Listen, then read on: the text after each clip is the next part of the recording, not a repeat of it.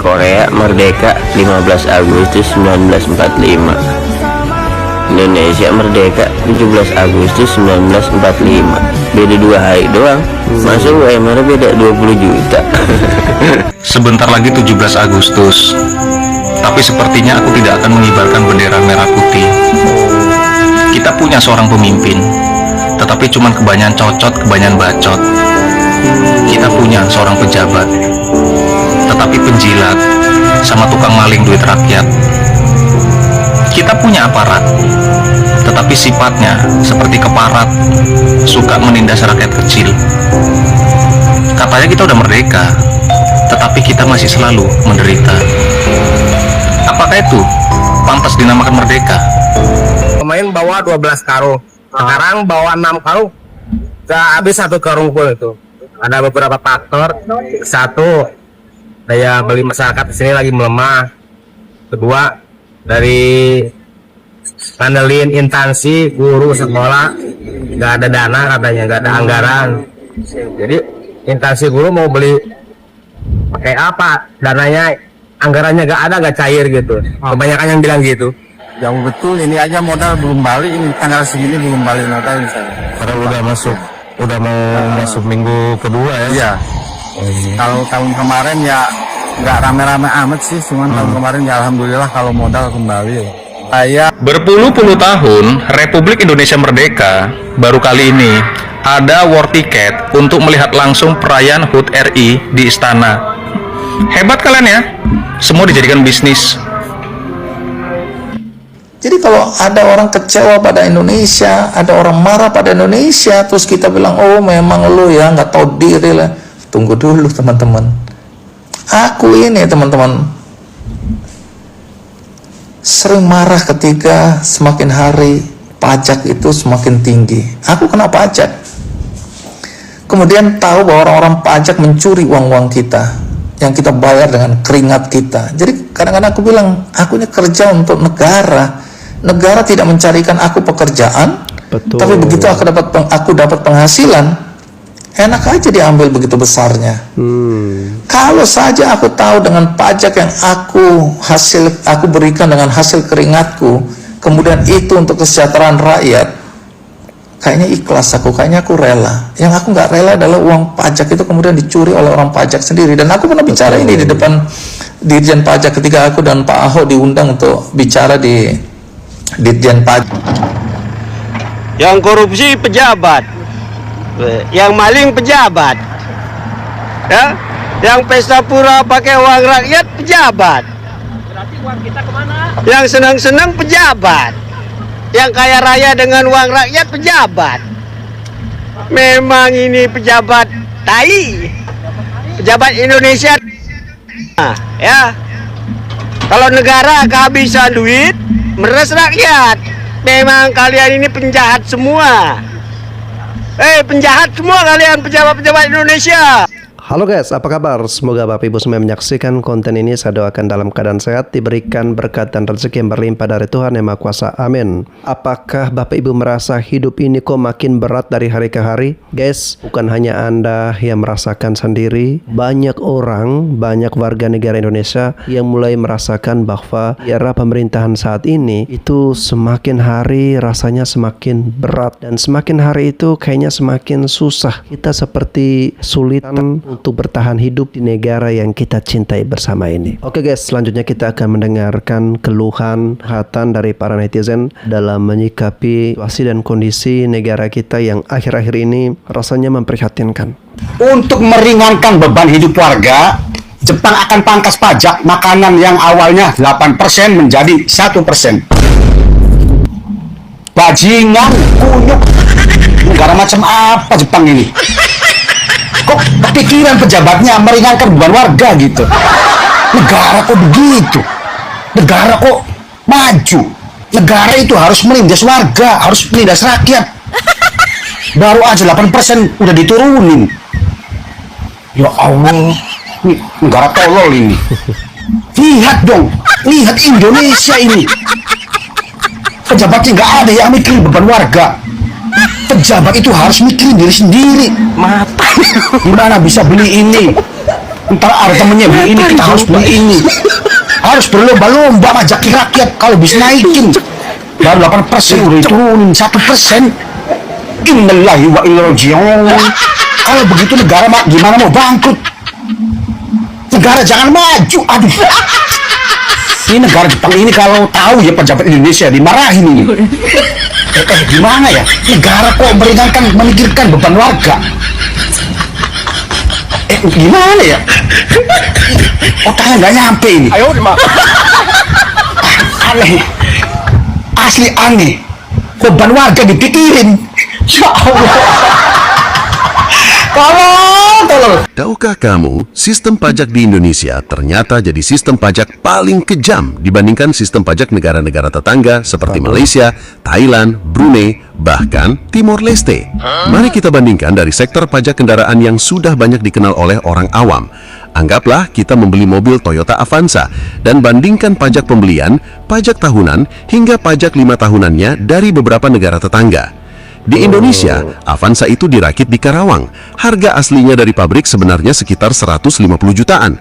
Tapi saat sampai ke dealer, kamu kena PPN, PPNBM, BBNKB, bea masuk, biaya registrasi STNK, plat, dan BPKB. Struktur pajak berlapis ini menyebabkan harga mobil mengalami pembengkakan hingga sekitar 40-50%. Hasilnya, harga OTR Avanza yang harus kamu bayar bisa jadi 250 jutaan. Hampir 100 jutanya itu cuma buat pajak di awal. Belum selesai sampai di situ. Setiap tahun, kamu wajib bayar pajak tahunan. Avanza yang diproduksi di Indonesia, pajak tahunannya di sini bisa mendekati 5 juta rupiah.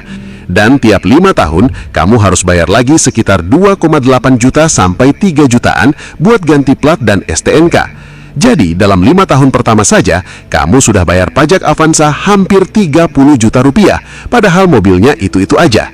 Nah, sekarang coba kita lihat Avanza yang sama kalau dijual di negara tetangga. Di Malaysia, komposisinya jauh lebih simpel. Di sana, PPNBM-nya sangat kecil, yaitu kurang dari 1%, dan pajak tahunan sekitar Rp280.000 hingga Rp600.000 per tahun untuk Toyota Avanza. Tidak ada BBNKB, tidak ada pajak 5 tahunan. Sedangkan Thailand bahkan lebih murah lagi. Di sana tidak ada BBNKB, tidak ada PPNBM, tidak ada pajak 5 tahunan. Hanya ada pajak tahunan yang nilainya sekitar Rp150.000 per tahun. Gilanya lagi, untuk mobil jenis pick-up, pajaknya bisa jauh lebih murah lagi, meskipun sekelas double cabin seperti Toyota Hilux. Tapi bagaimana dengan pajak kendaraan di Brunei? Di sana, pajaknya juga tidak kalah murah. Di Brunei, tidak ada BBNKB, tidak ada PPNBM, tidak ada pajak 5 tahunan, bahkan juga tidak ada pajak tahunan. Hanya ada biaya tahunan, namanya Vehicle License sebesar $2,25 Brunei atau setara Rp31.600 per 100 cc. Nah, yang terakhir, Timor Leste. Negara yang dulu merupakan bagian dari Indonesia dengan nama Timor Timur ini juga memiliki sistem pajak yang bahkan jauh lebih gila lagi. Di sana, saat membeli mobil baru, hanya ada bea masuk sekitar 5% dan pajak penjualan sekitar 2,5%. Tidak ada BBNKB, tidak ada PPNBM, tidak ada pajak 5 tahunan, bahkan juga tidak ada pajak tahunan.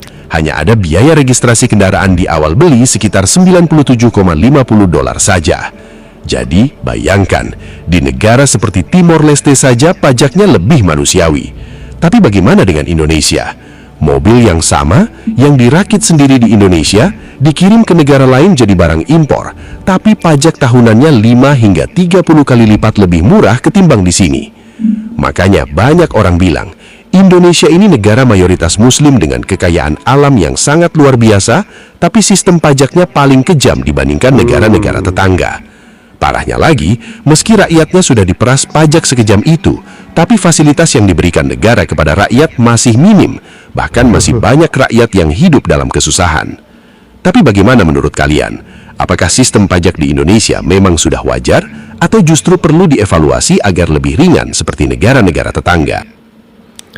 Ya, harus dievaluasi agar lebih ringan seperti negara-negara tetangga. Kita ini kan jumlah penduduk jauh lebih banyak. Penduduk terbesar nomor 4 di dunia. Lalu kemudian kekayaan alam kita juga berlimpah ruah. segala macam jenis tambang emas, batu bara, nikel semuanya ada di sini. Tapi kenapa untuk sektor pajak saja negara membebankan pajak yang gila-gilaan kepada warga negara Indonesia? Tetapi feedbacknya kepada rakyat apa?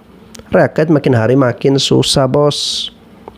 Hei para pengkhianat, anjing-anjing negara, kalian baca dulu ini, pasal 33 ayat 3 Undang-Undang 1945. Bumi dan air serta kekayaan alam yang terkandung di dalamnya dikuasai sepenuhnya oleh negara dan dipergunakan demi kemakmuran rakyat. Betul. Tapi pada faktanya masih banyak rakyat Indonesia yang mencuri karena kelaparan. Masih ada rakyat Indonesia yang tidak sanggup membelikan susu anaknya. Ini adalah sebagai bukti bahwasannya pemimpin ataupun para pejabat di negara ini itu kebanyakan maling, rakus, serakah, memperkaya diri sendiri. Rakyat Indonesia cuma dijadikan tumbal kekuasaan kalian. Jadi kalian tunggu pergerakan rakyat Indonesia dari Sabang sampai Merauke. Karena negara ini itu udah diisi oleh para setan dan kami harus membasminya. Dana haji dikorupsi, NBG dikorupsi, BBM dikorupsi, emas dikorupsi, pakan hewan dikorupsi. Ini di negara ini hewan aja menderita, apalagi manusia. Di negara kita bayar pajak itu kudu ada dua, pajak 1 tahunan atau pajak tahunan, dan ada lagi pajak 5 tahunan. Kenapa sih kita harus ganti plat setiap 5 tahun sekali? Itu biar apa? Kenapa enggak dari awal beli mobil itu plat nomornya sama? Yang perlu berubah itu adalah pemiliknya. Udah,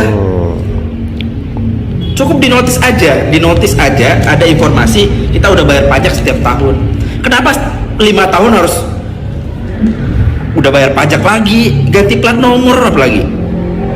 Apa ya alasannya ganti plat nomor setiap 5 tahun? Gak ada urgensinya loh. Kalau memang perlu perbarui data, silakan cek fisik lah, cek siapa pemilik terbarunya, nomor plat sekian, ini siapa yang punya sekarang.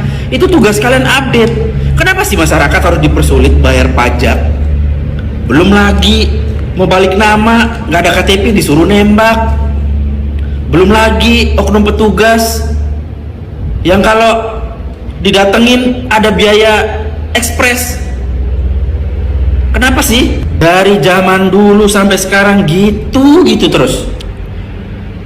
Bisa nggak sih bikin inovasi biar masyarakat dipermudah dalam proses pembayaran pajak kendaraan bermotor? Ngurusin pajak itu bisa berhari-hari, bahkan berminggu-minggu, bolak-balik, harus ke bagian inilah, harus ke sana dulu lah.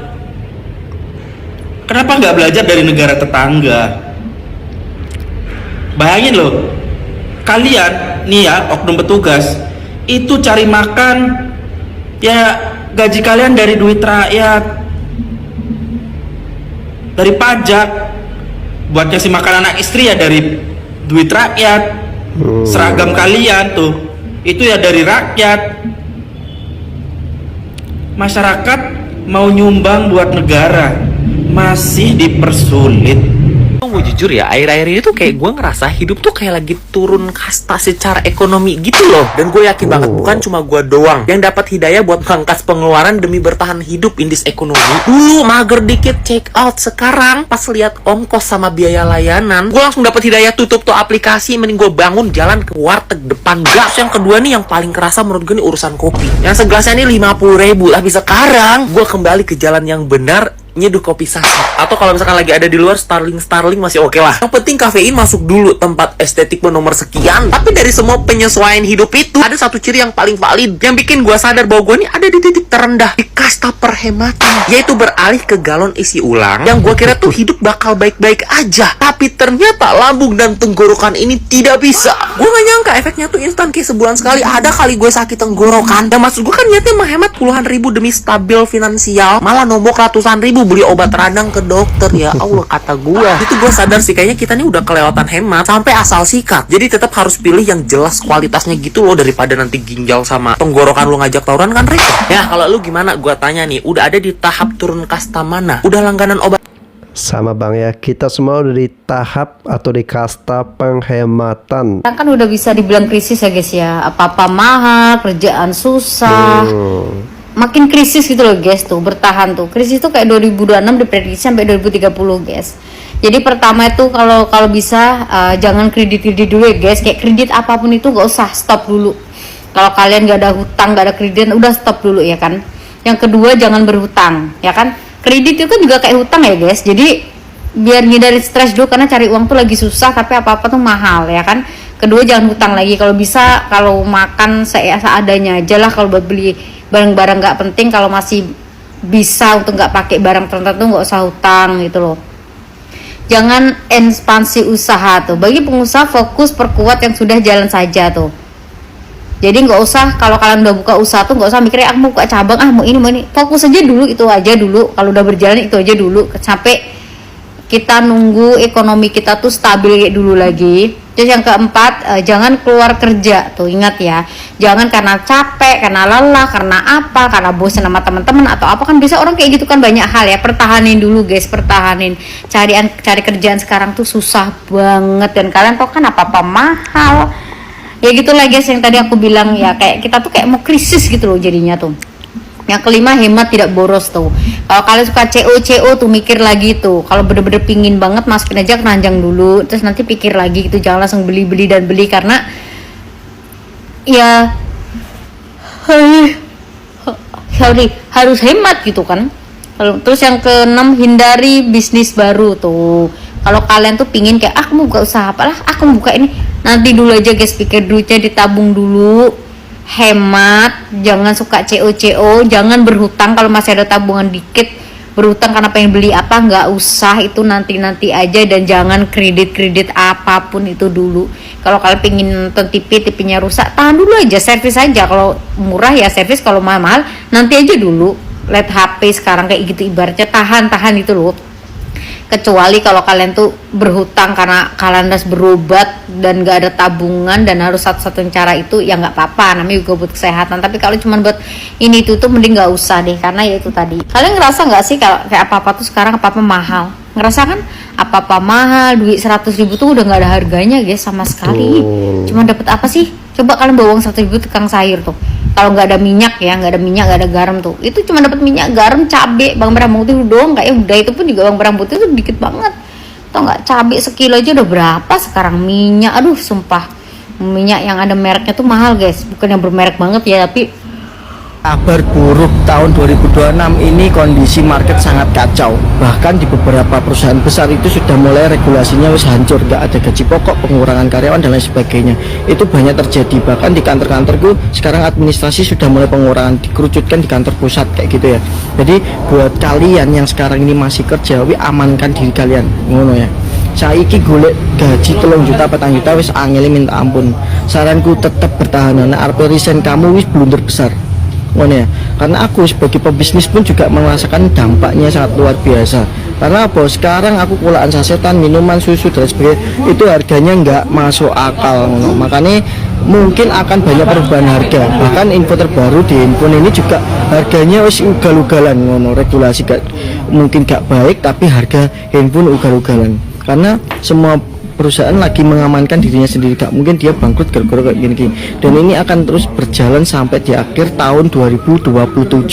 Jadi buat kalian semangat oleh kerja, tapi nek misalkan gak pengen semangat ya gak apa-apa. Minimal kalian kudu duwe karir, kudu duwe kualitas diri untuk golek gaji 3-4 juta. Tapi nek misalkan nol putul atau misalkan kerja setengah-setengah, ya jangan harap golek gaji sakmono. Karena buahnya ini sales marketing yang sharing tanya apakah yang terjadi di market sekarang ini ya, itu jawabannya. Jadi buat kalian semangat toh, ya wis ojo resign, saranku gitu. Di 2026 ini kalau lu punya apa, syukurin bos. Lu punya kerjaan, jaga baik-baik. Lu punya bisnis, rawat baik-baik. Percaya sama gua, 1-2 tahun ke depan semua bakalan tambah susah. Jangan mentang-mentang lu punya kerjaan lu lihat, wah orang bisnis gampang malas coba bisnis. Mati bos. Jangan karena kayak gitu, kecuali perhitungan lu udah mateng banget.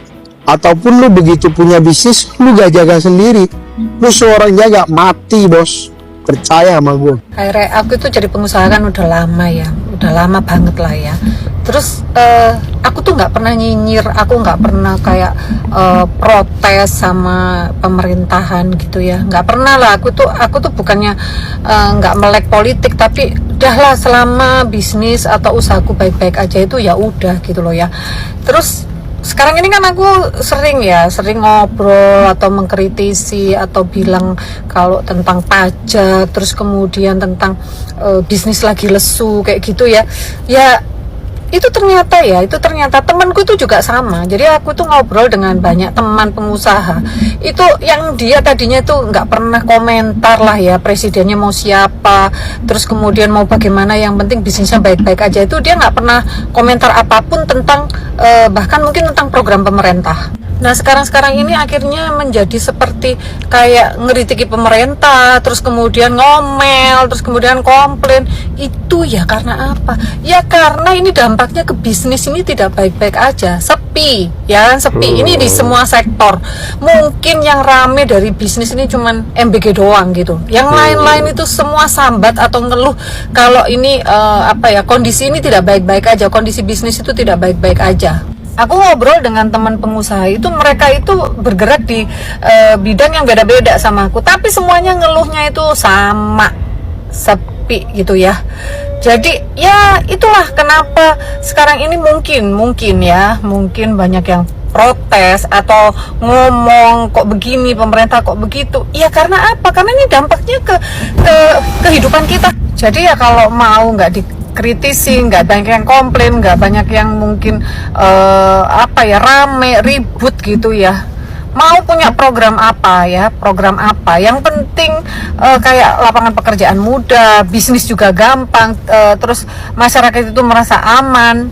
Ya aku rasa nggak ada yang komplain gitu loh. Ini pada komplain, akhirnya orang yang nggak pernah atau merem politik lah ya, yang penting udah aku jualan aja.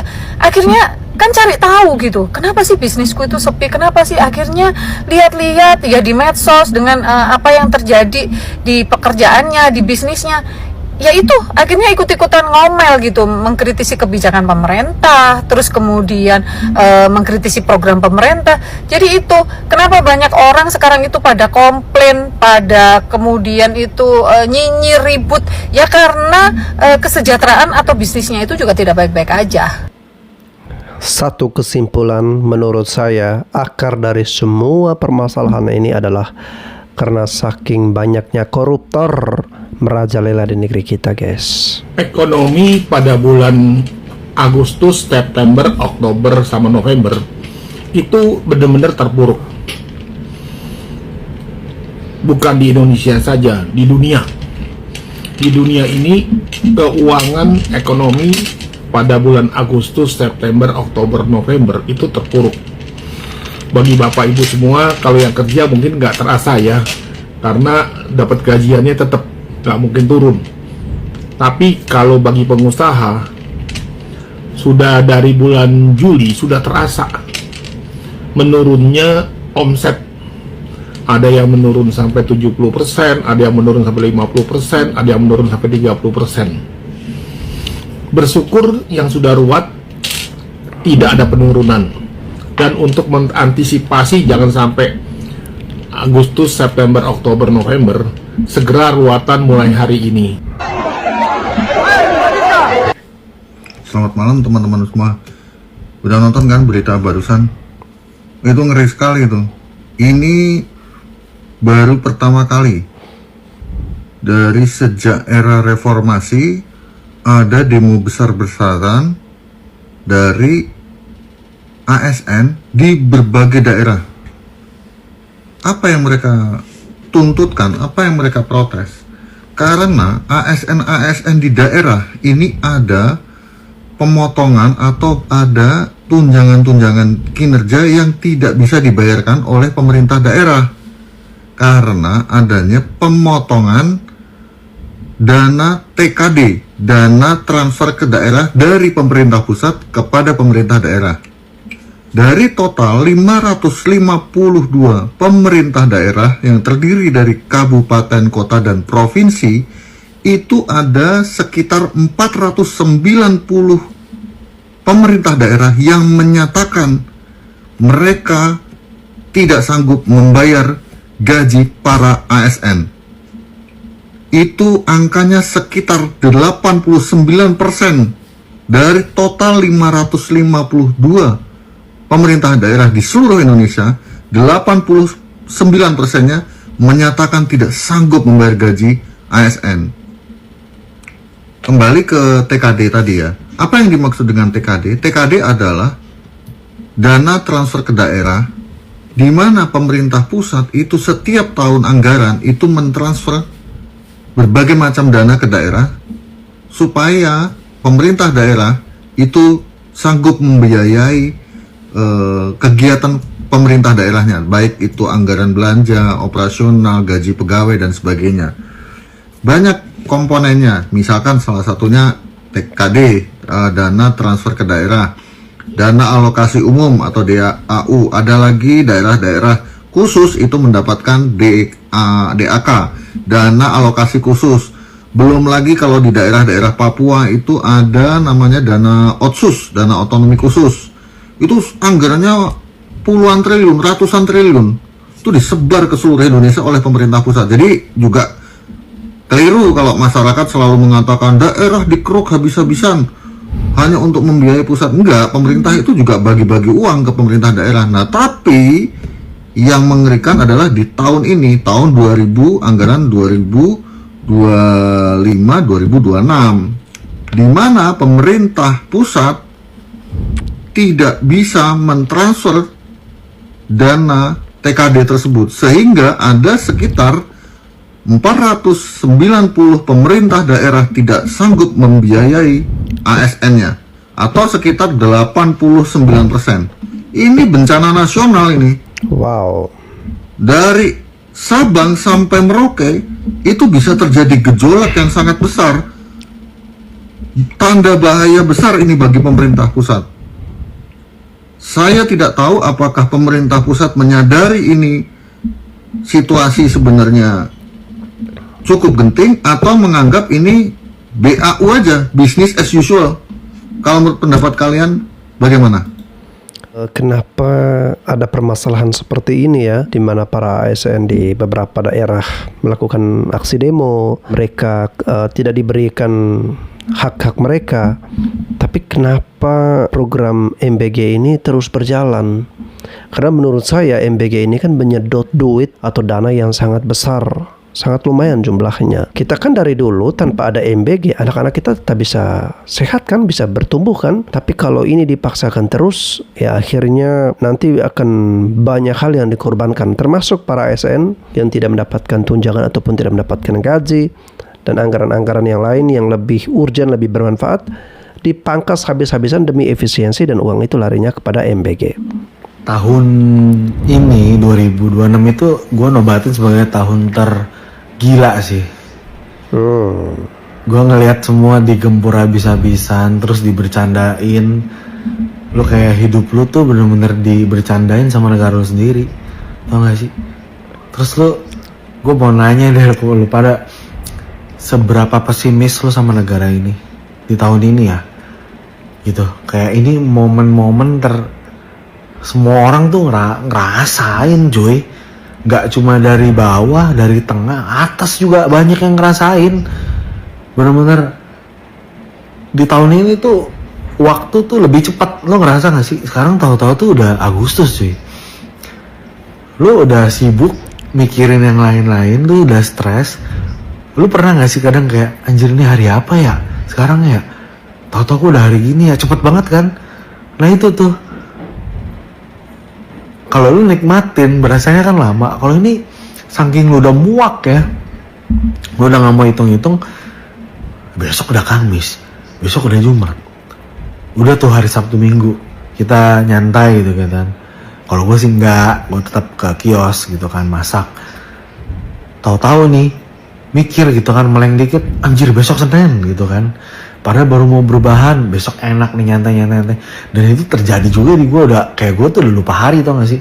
Gue udah nanya berapa kali ke tim gue kayak, kan hari ini masih hari ini ya, Pak. Besok udah Kamis, Pak. Pak, besok udah Jumat, Pak. Gak bisa, Pak. Besok sih Jumatan. Gue sampai kayak, aduh sorry banget, gue udah lupa, tau gak sih, ngelihat tanggal di HP aja tuh udah kagak. Gila gak lu tahun ini? Aksi besar-besaran di bulan Agustus lagi ramai diperbincangkan. Kalau itu cuma isu, kenapa mal-mal besar di Jakarta dipasang pagar tinggi-tinggi? Seolah-olah ada ketakutan yang akan dihadapi. Katanya mal dipagari tinggi-tinggi karena trauma, karena keributan 17 Agustus tahun lalu. Terus kenapa banyak terjadi demo tapi tidak ada pemberitaan di sosial media? Seolah-olah media itu dibungkam. Dan terus kenapa Presiden Konfederasi Serikat Pekerja atau KSPI, Andi Gani Nenawea, mengingatkan DPR akan terjadi kerusuhan besar di bulan Agustus. Andi Gani bilang situasi di lapangan saat ini sangat rawan. Kami tidak menginginkan seperti Omnibus Law, demo berjilid-jilid yang sangat panjang dan perlawanannya sangat keras di seluruh Indonesia. Itu ujar Pak Andi Gani pada Senin 3 Agustus saat usai bertemu dengan pimpinan DPR di Jakarta. Kalau misalnya nggak ada bakal demo besar-besaran, kenapa orang-orang dan mal-mal pada ketakutan? Agak ngeri sih pergerakan senyap itu. Pergerakan senyap itu memang menakutkan. Takutnya diam-diam tahu-tahu demonya pecah aja. Itu takutnya. Buat kalian yang berada di kota-kota, terutama di kota-kota besar, hati-hati aja. Jangan lakukan pemborosan belanja berlebih dulu. Jangan beli-beli barang-barang yang menguras tabungan kalian dulu. Simpan uang kalian dulu. Jangan beli-beli barang yang nggak penting-penting dulu. Kita nggak tahu apa yang bakal terjadi di bulan Agustus ini. Mudah-mudahan sih nggak terjadi apa-apa. Tetapi lebih baik sedia payung sebelum hujan. Karena negara ini lagi nggak baik-baik aja. Menurut kalian, kenapa mal dipagari tinggi-tinggi? Apakah mereka sudah tahu atau sudah diberitahu oleh pihak-pihak tertentu bahwa akan ada demo besar yang akan pecah di bulan Agustus ini? Gue nggak bermaksud untuk nakut-nakutin ya Pak, tapi kalian harus tahu fakta-fakta ini. 1. Gubernur BI mundur. 2. Rupiah kembali tembus 18.000. 3. MBG dan Kobes terus-terusan mengeruk APBN kita Pak. 4. Minyak dunia menuju $120 per barrel. 5. Arus keluar modal asing terus berlanjut. 6. Pemerintah mengintervensi Bank Indonesia untuk mencetak uang guna menutup defisit APBN kita. 7. Ribuan P3K terancam dirumahkan Pak. 8. Pemerintah libatkan Babinsa untuk kepatuhan pajak masyarakat kita. 9. Outlook peringkat kredit Indonesia diturunkan dari stabil menjadi negatif oleh Moody Ratings. 10. Gelombang PHK masih terus berlanjut Pak. 11. Banyak mall yang sudah dipagarin Pak. Sekali lagi ya Pak, gua nggak bermaksud nakutin, gua cuma menyampaikan fakta yang terjadi di Indonesia. Oke guys, informasi-informasi tadi bukan bermaksud untuk membuat Bapak Ibu menjadi takut, menjadi putus asa, menjadi kecewa yang berlebihan. Tapi informasi-informasi atau reaksi video tadi adalah untuk mengingatkan atau memberikan alarm bagi kita semua untuk senantiasa berjaga-jaga, mempersiapkan diri kita dalam menghadapi berbagai kemungkinan. Karena saya perhatikan ekonomi negara kita saat ini sepertinya kurang baik-baik saja, dan kehidupan rakyat Indonesia akhir-akhir ini juga kurang baik-baik saja. Banyak yang mengeluh, banyak yang merasa kesulitan secara ekonomi. Oleh karena itu, kita harus bisa pintar-pintar mengatur keuangan kita, pengeluaran kita, dan juga semangat untuk mencari rezeki. Dan kalau ada uang, gunakan dengan sebaik-baiknya. Jangan boros, jangan membeli barang-barang yang bukan merupakan kebutuhan pokok, tapi hanyalah keinginan atau kesenangan, apalagi hanya karena gengsi. Kalau uangnya banyak, uangnya berlimpah ya silakan. Tapi kalau yang pas-pasan, yang kesulitan, kita dahulukan yang penting-penting aja. Saya doakan ya, semoga Bapak Ibu semua rakyat Indonesia tetap kuat menghadapi situasi negara kita yang carut marut, dan semoga ke depan bisa ada aturan atau hukuman yang tegas kepada para koruptor. Karena menurut saya bahwa penyebab dari semua kesulitan dan kekacauan yang dirasakan oleh rakyat Indonesia adalah karena pertama, saking banyaknya koruptor, lalu yang berikutnya adalah kebijakan yang kurang efektif yang akhirnya rakyat Indonesia kena dampaknya. Oke guys, terima kasih sudah menyaksikan konten reaksi dari saya. Mohon maaf apabila ada hal-hal yang kurang berkenan. Sampai jumpa lagi.